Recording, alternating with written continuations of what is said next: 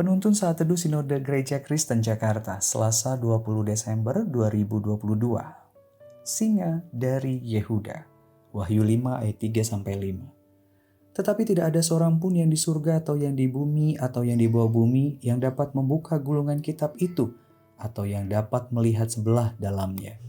Maka menangislah aku dengan amat sedihnya, karena tidak ada seorang pun yang dianggap layak untuk membuka gulungan kitab itu ataupun melihat sebelah dalamnya.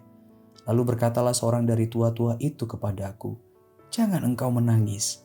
Sesungguhnya singa dari suku Yehuda, yaitu tunas Daud, telah menang, sehingga ia dapat membuka gulungan kitab itu dan membuka ketujuh meterainya." Saudara, C.S. Lewis, seorang penulis Inggris yang menuliskan 7 novel fantasi, yaitu The Chronicles of Narnia. Salah satu dari 7 novelnya diberi judul The Lion, the Witch, and the Wardrobe, yang selesai pada akhir Maret 1949. Ada tokoh sentral yang dituliskan oleh Lewis dalam ketujuh novelnya tersebut, yaitu seekor singa besar yang disebut Aslan. Aslan adalah singa yang dapat berbicara, raja dari kerajaan Narnia.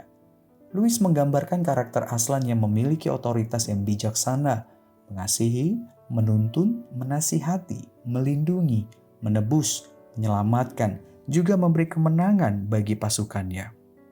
Saudara, Rasul Yohanes yang memperoleh penglihatan dari Allah melihat gulungan kitab dan ketujuh meterai tidak dapat dibuka oleh satupun manusia termasuk dirinya.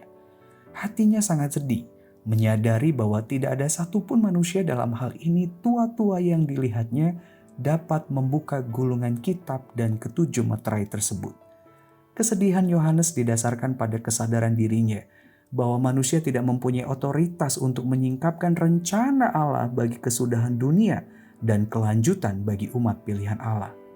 Kesedihan hati Yohanes segera terhiburkan dengan pernyataan dari seorang tua-tua yang berkata kepadanya bahwa Allah memberikan kuasa penuh kepada Kristus Yesus yang disebut sebagai singa dari suku Yehuda untuk membuka gulungan kitab dan ketujuh meterai tersebut.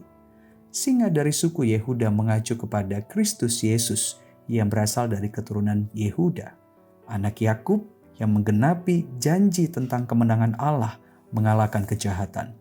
Kristus telah menaati Allah dengan sempurna hingga mati di kayu salib, bangkit dari kematian untuk mengalahkan kuasa dosa, maut, dan iblis. Allah mempercayakan masa depan dunia, kaum pilihannya ke dalam tangan Kristus, singa dari Yehuda.